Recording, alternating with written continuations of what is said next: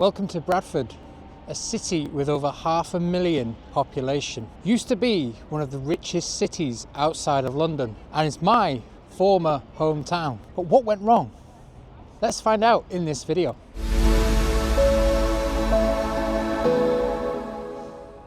So here we are on a cold winter's morning in Bradford, and as you can see, it looks gloomy, but a lot of people would say it always looks gloomy. Being born here, I see it completely differently. I see the good and the bad. But I want to take a walk round and we're going to start looking at things close up and trying to work out what went wrong over the years in Bradford and why it's in such a poor state today.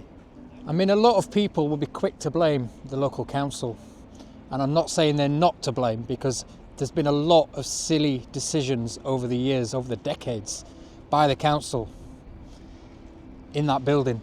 But it can't be the only thing that contributes to why Bradford has had such a downfall. And here we are outside the magnificent Bradford Town Hall, one of the most impressive buildings in the city. There are quite a few others as well, but to me, this signifies how much of a big city Bradford used to be and how prosperous it was, when you see that the town hall is comparable in size to the one in Manchester and much bigger cities like that. I'm currently in Centenary Square, which is the section outside the town hall, and then just over here is what is known as City Park, which was a new development probably 15 years ago now, where they built a giant lake in the middle of the city centre, closing off a major road through the centre. I remember him building this at the time and thinking, why? But I've got to admit, it's very popular and a lot of people do like it. But on days like today, when it's cold and wet and miserable, which is pretty much most days in the UK, why do we need this kind of thing? I'll just show you what I mean. There's absolutely nobody here today. It's not even filled up with water. I've got to say, every day that I've been down here to Bradford in the past 10 years, I've rarely seen water in there. It seems to be broken or empty more than it's used. I've only ever seen it at its best on a summer's evening when it's packed with people. What I've got to ask myself is, this thing cost over £25 million, and it was paid for by the money from selling Leeds Bradford Airport. Because if you didn't know, Leeds Council, Bradford Council, and a couple of other West Yorkshire councils actually owned Leeds Bradford Airport, and they sold it to a private company probably 15-20 years ago now, and the pot of money that Bradford Council got was used to build this behind me. Now, Leeds spent theirs on the Leeds Arena, which, as we know, attracts hundreds and thousands of people, or hundreds of thousands of people every single month, which are spending money in hotels, restaurants and shops in the city centre. I don't think this has the same appeal at all. You're not going to get people booking hotels and going to restaurants because of this. So I've got to say, as much as I do like it, and when it's running it looks good, it's a complete waste of money.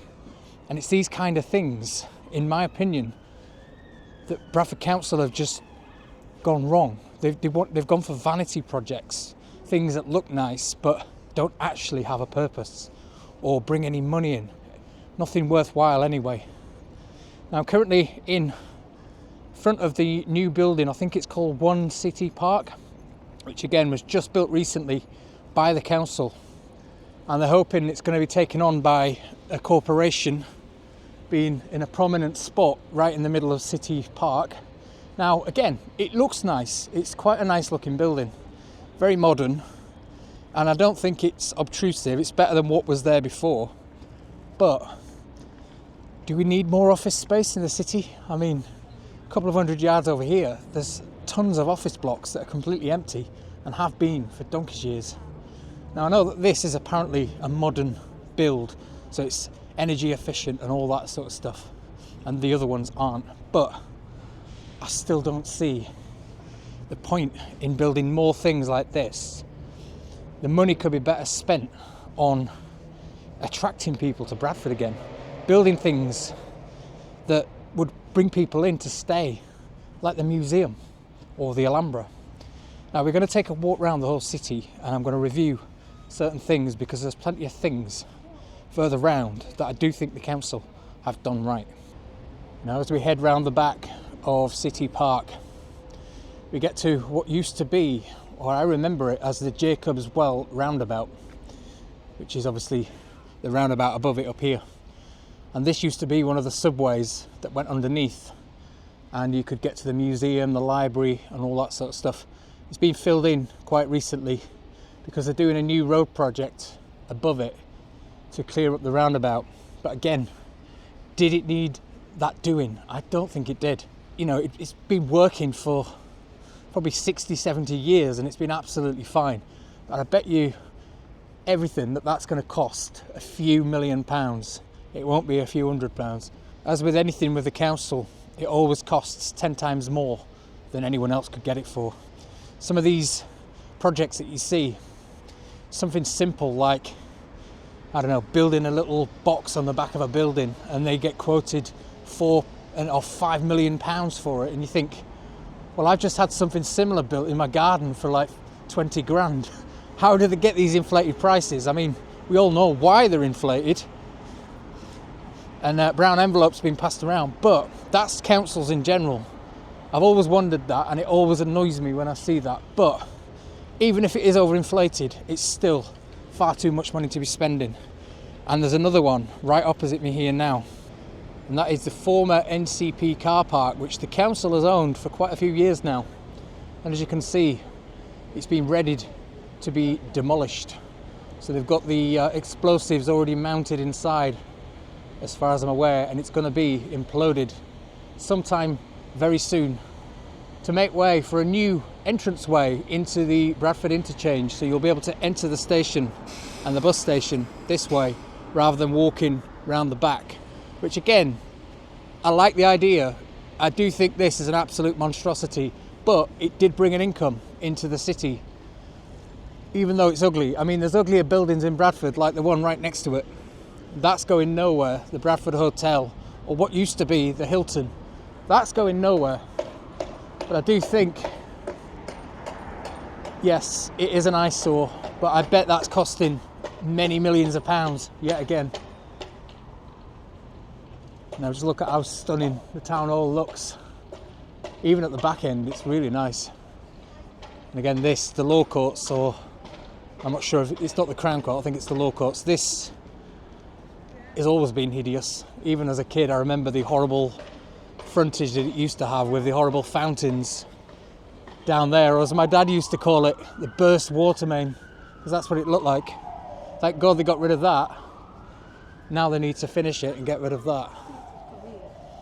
We're going to make our way back through Centenary Square, and then I'm going to head further into the city, and I'm just going to walk and talk about what I see. And I hope you're going to enjoy this new style of video where I'm just going to vlog rather than be scripted or researched. I'm just going to wander and give my opinion on things. What's this say? Somebody promoting religion. I always remember that as a kid, walking around Bradford and seeing all these religious fanatics in the centre preaching. Again, doing nobody any harm, but if you don't agree with it, just walk past. Now this here is what I remember as, I used to call it the banana because it's shaped like a banana, but it replaced the, was it National and Provincial? It used to be here, then it was Abbey National. It was a huge tower block that was right there, which didn't look too bad, but a lot of people preferred that to what's here now. However, I do think this is slightly better, and it creates more of a town sort of vibe and an attraction because of all the restaurants and the Wetherspoons and everything like that. And I'm going to resist calling it a Witherspoons like a lot of people do, and that's one of my little annoyances. I get really annoyed when people call it Witherspoons, as in the actress Reese Witherspoon. It's Wetherspoons with an E, not an I. But yeah, that's a very popular Wetherspoons. Now, a lot of people have a lot of bad things to say about City Square, and although I haven't seen any today, it's normally, they say, full of drunks hanging around here, especially at night, frightening people and begging for money and things like that, causing a nuisance, which doesn't help when this is supposed to be one of the major attractions in Bradford. And it's full of trouble and fighting, and the police are always here apparently. But I haven't seen that today. I have seen it in the past though. Now we're going to make our way through the banana block because I want to show you something, a bit of a hidden gem right behind it here. And just as we make our way through the banana building, past the many whiffs of weed that I can smell, you'll see this appearing at the back here, which I've got to admit, I've only been inside once in my life, and I am going to come back and promise to make a video on this because it is amazing. And it's known as Sunbridge Wells, and this is a good example of what you can do with a good imagination and somebody who's got a bit of money to try do something. And I wish more people would support it because every time I've seen it, it's been dead. But it is basically former underground cellars and basements that span quite a fair way across the back here, full of bars, restaurants, as you can see on here. You've got La Taverna, Pizzeria, Waller's Brewery, Rum and Champagne Bar, plenty of different bars, a few shops as well, coffee booth, cocktail bar and club.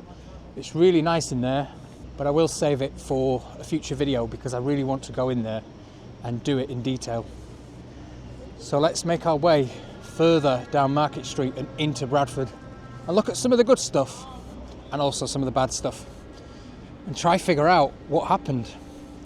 Now I know a lot of people blame it on the declining industry in Britain, which is probably a massive factor. Just got a whiff of weed again. And back in the Industrial Revolution, when Bradford was massive in the wool trade, all the mills and factories and even alpaca wool, it was huge, and Bradford was very, very rich. All these opulent buildings were built then, and all these, we had MPs from here, we had mansions, we had roads covered in mansions where all these huge mill owners lived, and it was very, very prosperous and rich. Even before Leeds, I mean Leeds was tiny compared to Bradford at the time. Oh, I've just seen a dirty rat walk right in front of me. Yeah. Anyway, it was massive. And all of a sudden, all that changed when the industry disappeared to places like China and other countries abroad where they could do it much cheaper. And Bradford seemed to sort of take a dive from then onwards. Now, it's not just then that it changed, because I remember even back in the 80s and early 90s when I used to come to Bradford, how much better it was then than it is now. I mean, it looks more modern now, but is it better? Probably not. It used to be bustling. I remember coming here on a Saturday shopping and it was absolutely packed. Now, even on a busy day, it's quiet. If you head into Leeds at the same time, it will be really busy. And that's the difference these days. So it's not just something that happened 200 years ago or 100 years ago. It's something that's been building gradually over many decades. So we're just currently on Tyrrell Street, heading towards one of my favourite buildings in Bradford and one of my least favourite, which is up there. And I've got a lovely smell of hot dogs and fried onions. Can't beat that smell. Now, one of the modern projects they did in Bradford was to replace all the paving with this lovely Italian stone, apparently. And I must admit, it looks really nice, very modern. And then the utility companies come around and dig it all up and leave big patches of tarmac everywhere like this, which just ruins it. Why the council don't insist that they put it back, I don't know. But anyway, down to one of my favourite buildings in Bradford, and that's the Wool Exchange, which is right here. Now, it is a solicitor's and a Waterstones bookstore. And quite a few people have described it as their favourite Waterstones ever, because it is beautiful inside. So it retains all the original architecture in there, and the building itself is absolutely stunning. And it's the kind of thing that Bradford should really, really work hard to make use of and preserve. Just check out the interior of this building. That roof alone is absolutely amazing. And then you come down to the bookstore itself, and it is so picturesque. The lovely mezzanine coffee shop up there as well. Yeah, what a beautiful building. It's things like this makes you realise how rich Bradford was. Let's go take a look at the front of the building, which I think is probably its best feature. And again, shame they don't actually use this entrance, and then they put tacky signs on like that. A salon with a flashing, horrible LED sign. It's just disgusting. Right on the front of this beautiful building.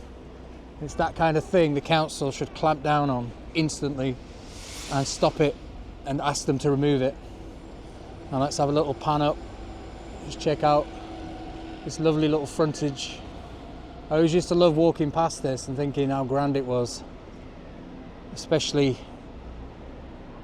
now when there's not many of these kind of buildings left. And then we pan to the left side and you see right opposite that awful thing. I think that's been there since the 60s, and I'm told it used to have a roof garden just to the side over here, which apparently is still there, up there. You can see some trees up there. But it used to be a bustling office block and shopping centre. Now there's a couple of shops at the bottom and it looks completely empty at the top, and it just blocks the views of this beautiful building. It's the kind of thing that Bradford and, well, many other cities, not just Bradford, is famous for doing, blocking in your assets and building monstrosities. Now, right opposite here is the new Broadway shopping centre, which Bradford did need. It was lacking in a shopping centre, a decent one anyway, and shops.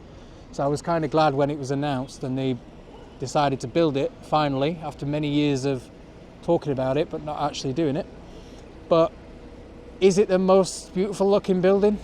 Absolutely not. Is it nice? It's okay. Other than that, it looks like a metal shed with cladding on it, which is in effect what it is. Now, I used to run a Facebook page for the construction of the Broadway. So I used to run the actual admin of it, and I used to put construction pictures on when they were building it all those years ago. And I actually got a private tour around it when they were building the shopping centre. And I remember being up on the roof and walking around well before it opened anyway. And I wish I was vlogging back then, because I would have filmed it all, but I wasn't then. It was literally just a couple of pictures that I took. As we head up towards Manor Row, I think it is, you've got the beautiful bank building for the Barclays, which still looks good today. And then right over there we've got the Midland Hotel, which was the former hotel for the Midland Station, or Foster Square Station, whatever you want to call it. And I will be back very soon to cover this, so keep your eyes peeled on the channel, because it is one of my other projects I want to do in Bradford, along with a few other things as well. You can see how opulent Manor Row is, apart from a couple of new buildings from the 60s and 70s that are kind of sandwiched in between, which are not very nice. And then we'll head up this way towards one of the biggest monstrosities in Bradford when it was built and now, and it's still standing for now. I have been told the good news. Apparently Bradford Council have bought the Kirkgate shopping centre, or the Arndale as I used to call it, and they are about to kick everybody out and demolish the whole thing, which would be the best thing they could do. It's very quiet these days. It's not very pretty to look at. It is a massive eyesore. I'm also going to show you a new development up here as well. Can't have anything in cities these days, can you?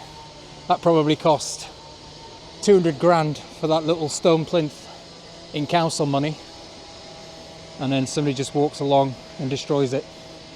And you can bet that'll cost probably 50 grand to repair, and it would cost me a couple of £100. There's the council for you. But as you can see on the Kirkgate, it says there, look, closing down, and a lot of the signs are saying the same in the other windows. So yes, this is all going to be completely demolished, and what's going to replace it, I have absolutely no idea. I'm hoping some green space maybe, or even some kind of modern complex or some other attraction to bring people in.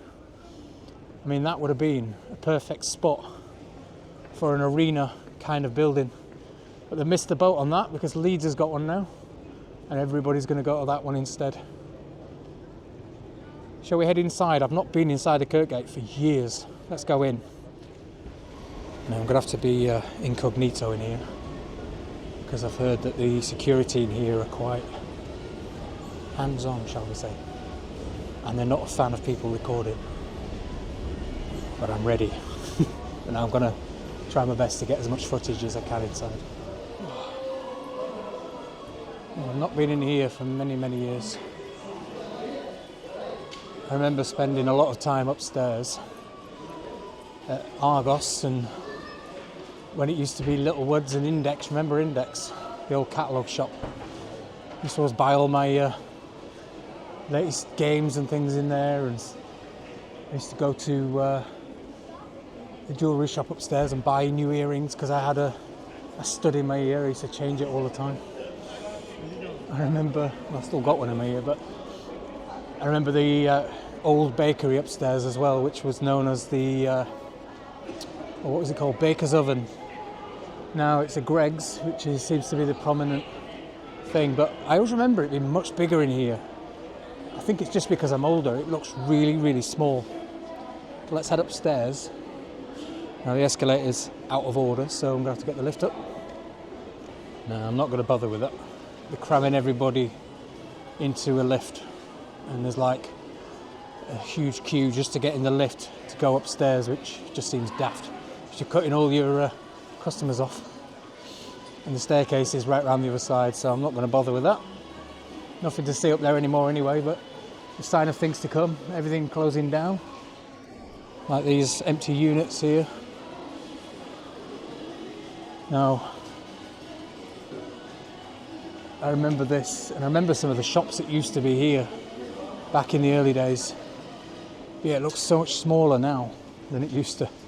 I do think it's just because I've got older, and it is a sorry state in here now, and along with all these units outside here as well, which have always looked disgusting and still do.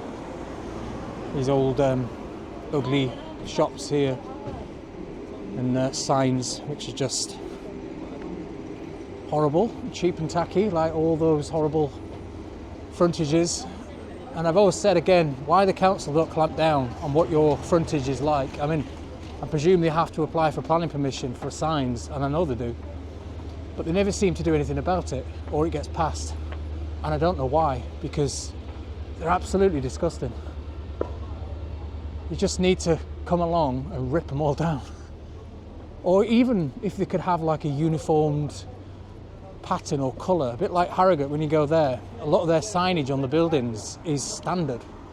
They have the same gold lettering and black signs on the front of the buildings, and it looks really classy.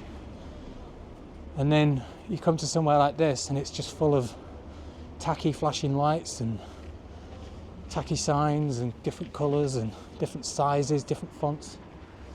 I mean, for instance, again, flashing lights in the window, which I always think makes something look really tacky, and the same over there on that one.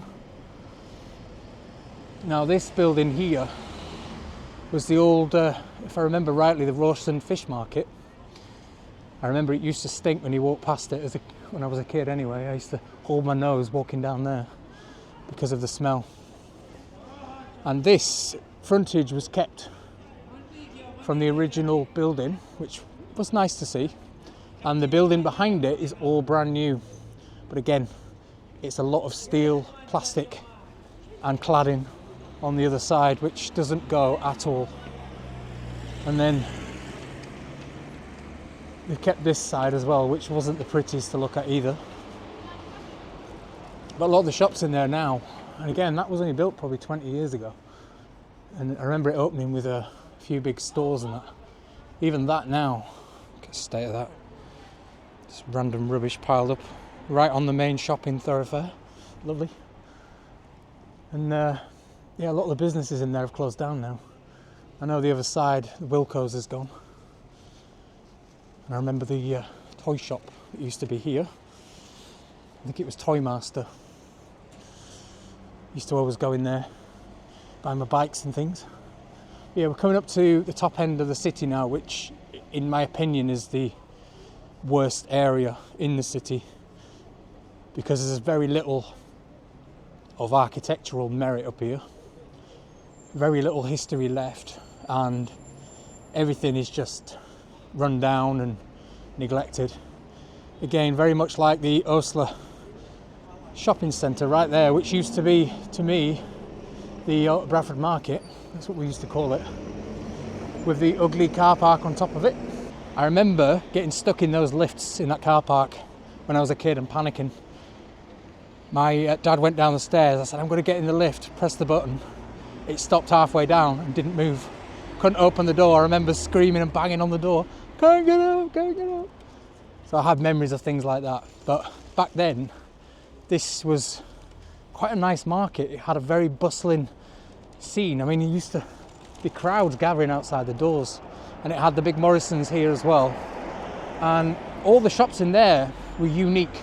And I remember it having loads of little cafes and little quirky shops in there. But I mean, I think we should go and have a look. But I think now it's just going to be full of the same old tat, and yeah, not very nice. Let's go have a look. I do know, again, I'm told this is coming down. They're going to flatten all of this, including the car park. Probably one of the good decisions again. But how many millions and millions is that costing? And what are they going to replace it with? That's my question. I remember the cafe that used to be here. Now, that smell when you come in of the fruit and veg, it takes me right back. Here's the cafe on this side. I remember Fountain's Coffee House. That's always been there as far as I can remember. Still got the original 70s sign up there, look. Yeah, it was always busy in there. But I do remember another one on that side as well. I remember the roof in here being quite unique, but not as good as the Leeds Kirkgate market, which has the old Victorian interior. But I remember the original roof had like a pattern in it. Now it's just a generic steel frame, really. I'm told that the reason it's so quiet in here these days and not very good is that the council have outpriced a lot of the units in here, probably to shift them on because they want to demolish it, or have an excuse to demolish it, or they just got greedy and decided to charge extortionate rents and rates. Because there was a market in the Kirkgate centre as well, which is also closed down. But I will show you their solution shortly to replace both markets. Yeah, as you can see, not very imaginative anymore. Anyway, let's head outside and down and look at some of the more unique stuff that's popping up in Bradford. Now, one of the most controversial buildings in Bradford has got to be this one, known as High Point. And I remember some people being a fan of it and some people absolutely hating it. And I think the thing is, because you can see it across the whole city. You can see it right from the middle and as you're entering the city, because it's at the highest point in Bradford Centre and it's also one of the highest buildings, hence it being called High Point. But yeah, I mean, it is what I would call a carbuncle. It's not horrible. Well, it is horrible. It's not picturesque, but I think with a bit of imagination it could look okay, and they seem to be doing a lot of work on it at the minute. I know that they're creating apartments in there because all the new windows have been replaced and they're all new now, and this new frontage down here, so it looks like they're trying to do something with it. Again, this junction is probably one of the worst junctions in Bradford, and it's also just grotty, isn't it? I mean, yeah. But before we head back down into the centre and look at one thing, I want to just head up here on what is known as North Parade, because this had a bit of promise a few years ago, and apparently it still does. So we're heading down the back of the market, or the Osler Centre, with that horrible car park up there, and down to North Parade, which had a bit of a resurgence about 10 years ago. A lot of trendy bars and sort of restaurants opened up on this road down here, and I think a few of them have gone now, but quite a few have reopened again, and it seems to be having a bit of a rejuvenation in itself. And apparently all this here is brand new as well, all been redone to modernise it, which again is not a bad thing, but how many millions did that cost? And I've also done the whole of North Parade. Now, my argument for this street was, why, if it's so good and vibrant, why not close it off completely, pedestrianise it like a lot of places do abroad? We never seem to do it over here. Yeah, there's a couple of sort of trendy bars and pubs down that side. I remember there being a ham and record shop down here, I don't know if that's still here, which sold different hams, and you could browse records and listen to them, which is quite unique. But yeah, it doesn't seem to be that much in the way of things on here anymore. There is a really nice bar there. There's one behind me, one just up there I think, and that's about it. I'm sure there was more. It's a bit far out of the city centre, but I think that was the whole point. It was meant to be away from the centre. But also a bit like, if you look at Manchester, they've got the Northern Quarter, which is like the old section at the top, which just kind of took a life of its own and became a really modern, sort of trendy place to be. We've got this place here, Rewired, I don't know what that is. Bar club maybe? Yeah, a lot of nice shops. I mean, the frontages are much better up here, I must admit. They're a lot more classier, stylish, and I do like the new road and pavement, but like I said, it should be, if they want to make something of it, that's quite a nice shop frontage, if they want to make something of it, it needs to be pedestrianised. Why they don't do it, I don't know, but how nice is that shop? That's what you call a classy looking shop. And can you imagine if the street was full of shops like that, and the quality of signage on the front, how nice it would be, and pedestrianised with tables and chairs all outside. Okay, so we're going to head further down back into Bradford again, and I'm going to show you something just down here which has a bit of promise for the future of Bradford, hopefully. Now, I want to come back to Bradford for a couple of videos, railway related, as I said a bit later on, but there's also, I want to make another one of these types of videos, and I'm going to show you all the good stuff in Bradford. And I'm going to go around and show you all the positive regeneration and plans for things in the future. While we're here, let me just show you what I was talking about earlier, the back of Rawson Market, when they redid it into this modern like fake blocks and plastic and glass. I mean, look at the state of it now. You wouldn't believe this is like 10, 15, well 20 years old I think. You wouldn't believe it when you look at it. It looks like something from the 1930s, honestly. Everything's filthy, neglected, grimy, closed. Yeah, you wouldn't know. I think I preferred what was here before, to be honest. I mean, that was bad, and they replaced it with this in the hope of rejuvenating it, but it clearly didn't work. It's just grimy and horrible.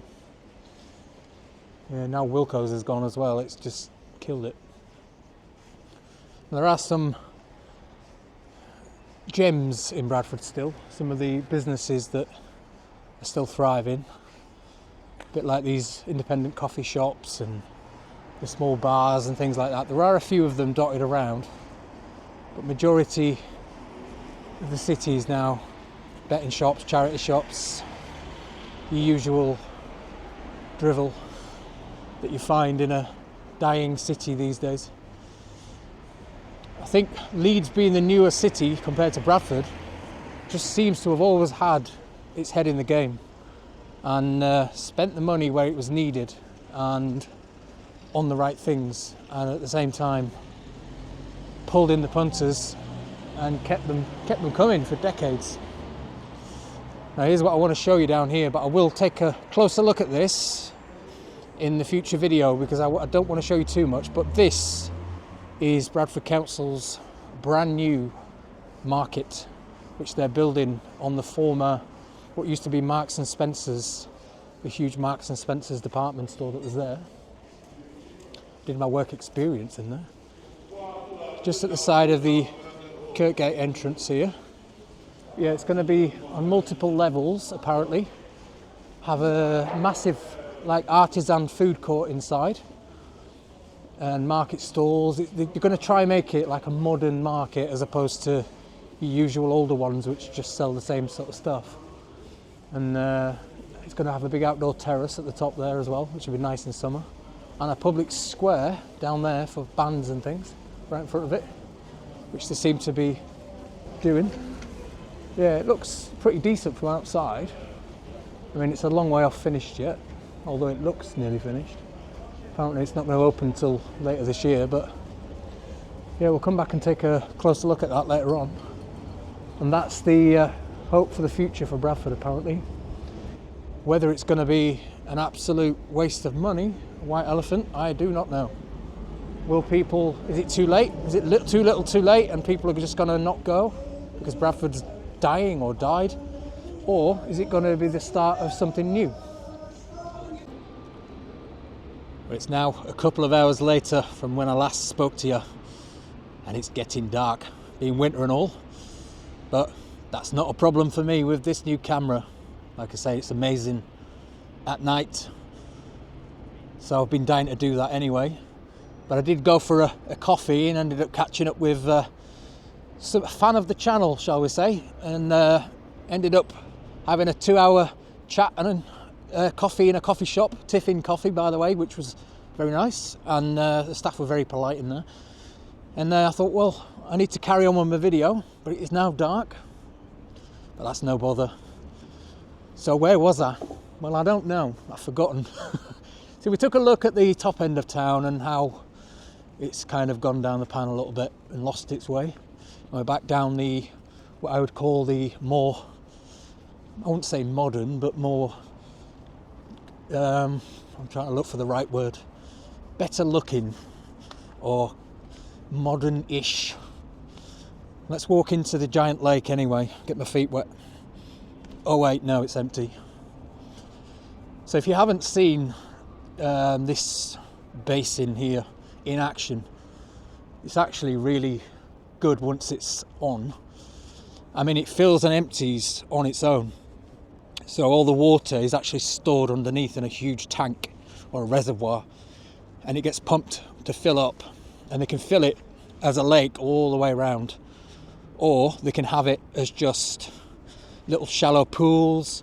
They can also do mist effects from the fountain nozzles, which are situated all over the floor like this one. That's an actual 200-foot fountain, I think. And then they've got the smaller ones all the way around, which are quite well hidden, and I'm shivering as I'm talking because it's absolutely freezing. I must say the City Park building looks okay at night. But anyway, I'm going to head over to the other side of the City Park just to show you a couple of good assets for Bradford, shall we say. So firstly, you've got the Science and Media Museum over there, which has always been a good asset for Bradford. So much that a lot of other cities were very jealous of that, because it used to be the most visited museum outside of London at one point, and it was, I think, the first IMAX in the UK and one of very few in the world, and also I think the largest. Not anymore, but when it opened in the 80s it was, and it was quite a draw to Bradford. And one of my favourite buildings is the Alhambra Theatre, which, believe it or not, I've done a couple of shows in there over the years. I think I did one in the 90s and early 2000s. I've been on that stage, so I can say I've done it, tick. And then right over here we've got what I call the Odeon, but it was the Gaumont and the New Victoria, I think, in its early years. And it's now under construction, or restoration should I say, and it's going to be opened as Bradford Live, which is going to be a new big music venue, which again, a very positive thing for Bradford, and will, I think, help in rejuvenating its nightlife, at least alongside the Alhambra. So I've been told, or I read online, it's due to open sometime in 2024. I think it's autumn 24, so some point this year, fingers crossed. And it will be run by I think it was the NEC group who run the big concert venues in Birmingham and that sort of thing. And I think it's about 3,500-4,000 capacity in there, which is like a mid-sized venue. But I'd love to get in there. So anyone from Bradford who can get me in there, hit me up. I would love very much to do a history video on that building, especially now a lot of it is exposed. But yeah, looking at this side of Bradford, I mean, it is very pretty here. It's what I would call a nice central square, but, and again, something Leeds hasn't got really. They've got Millennium Square, which is a lot smaller than this. I do think a lot of cities need some sort of central point, but it's not enough. So back to my original question. What happened in Bradford? Going from the richest city outside of London, and it was very rich, to one of the poorest cities ever, with poverty levels going through the roof, and homelessness and dereliction and people deserting in their droves. What went wrong? I just don't know. That's the problem. I don't think there's a single issue. I think it's multiple things over decades that have just contributed towards it. One being, like they said, the industry disappearing, the classes moving to London probably as well didn't help. The council decisions, the crap that we built in the 60s, the concrete stuff, which meant that we demolished all these beautiful buildings to build these carbuncles, and I didn't mention it earlier, but the 60s building right next to the Broadway Centre, I forgot to mention, but that replaced a beautiful building called the Swan Arcade, which was very much like what you have in Leeds today with the beautiful Victorian arcades. They demolished that to build that. Again, that was taken in the 50s and the 60s. But yeah, I just can't put my finger on it. But what I do know about Bradford is it is forgotten. And I think being right next to Leeds, which has kind of gone from a small sort of, a small dwelling, over 100 years ago, to a major city now, nearly 1 million people in it. I think that has kind of swallowed Bradford up, because Bradford is literally right next door. A bit like Manchester and Salford, where everyone just calls it Manchester now when it isn't. And I think it's the same for here. Everyone just says Leeds, and Bradford just gets ignored because it's so close.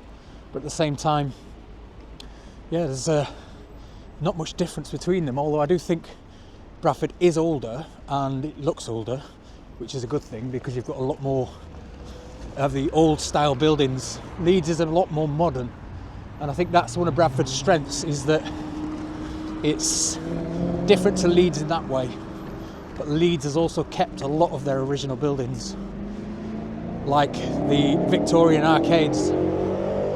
Bradford does kind of get overlooked, and it doesn't have anything that stands out really. And you normally only see the bad news on TV about Bradford, so I don't really know what we can do about it. Is it too close to Leeds to really stand out? Probably. I'm just walking past the former, what used to be the Telegraph and Argus building. If you remember the newspaper in Bradford, it's now like any other newspaper, done from a central point somewhere, probably in London or something like that. And the offices are derelict.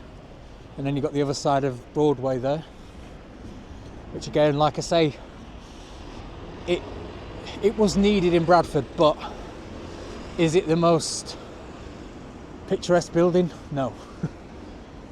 And then you've got things like this, which I don't want to go into too much detail about right now. I will be back very, very soon to cover this and what it was, and what it used to be, should I say. I'm sure a lot of you already know what it was, but I need to do a deep dive into it, don't I? And back into some of the old stations and things, because I've never done any in Bradford, or in the centre anyway. And I've got 3 to do, 3 big ones anyway. Like I say, I hope you enjoyed this different style of video where I am literally vlogging. So I'm walking and talking and giving my opinions on things, and you're going to see it pretty much as I film it. So if anything happens in these videos, you'll see it. If I fall over, you'll see it. Somebody abuses me, you'll see it. Yeah, I want these to be completely different to my usual documentary sort of history style videos. But I want to give an opinion on things, I want to say things and, you know, do what I want. And that's the whole idea with this. Like I said, I will be back to do the future of Bradford, because there is a lot of projects and developments going on currently, and we're going to take a closer look at them. And also back to do these stations and whatever else is around here, because I've got a lot of projects to do in Bradford, and I think I've just come up a dead end. No, maybe I can get through. It's all fenced off for construction work. Maybe I can sneak round the fence here. I'm hoping anyway. I mean, the Premier Inn, that is not a nice looking building, is it? And I haven't mentioned Little Germany, which is up there. I will cover that in a future video, because there was a lot going on up there, and it's also full of history and is still well used today. And I'm going to try sneak up here somehow. Oh no, there is a footpath. Yeah, I hope you enjoyed the video. I'm going to leave you and see you in the next one. Thank you very much for watching. Please hit that like button if you enjoyed the video. Click the subscribe button below if you're not subscribed to the channel. It's completely free. And also, any comments you might have, put them down below. Any opinions on why you think Bradford has lost its way. I'll see you next week in the next one. Bye.